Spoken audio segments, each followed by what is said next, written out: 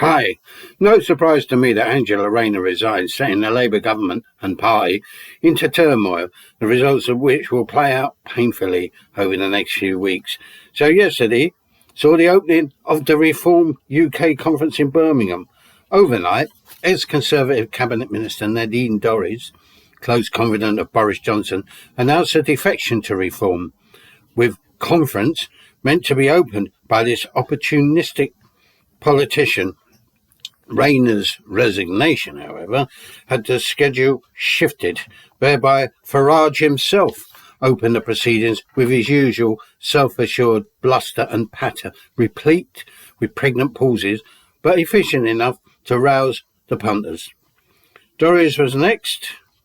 No surprises as she spouted the usual drivel before giving away once more to a reinvigorated Farage, who proceeded to sweep the zombie reactionaries off their feet, bullet points spewing out, a look of satisfaction beaming off his reptilian face, the faithful lapping it all up. All the right buttons were pressed on the Farage orgasmatron. Never mind the razzmatazz and the rockstar pyrotechnics.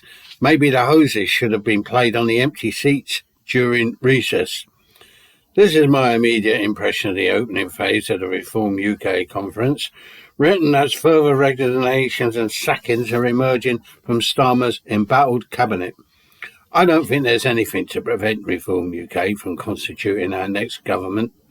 Therefore, those who are serious about bringing down the entire establishment, its system, should be preparing for this eventuality when Farage and co implement their policies, which will exacerbate the collapse of this decaying feudal capitalist society and system, bringing in many possibilities of revolutionary or even further reactionary upheaval.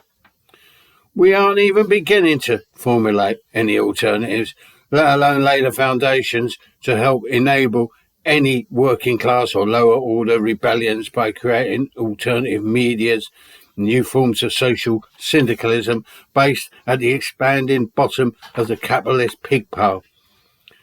Something that rejects, from an anti-statist perspective, everything from populist right-wingism through to liberal left and onto the latest Corbynista illusion.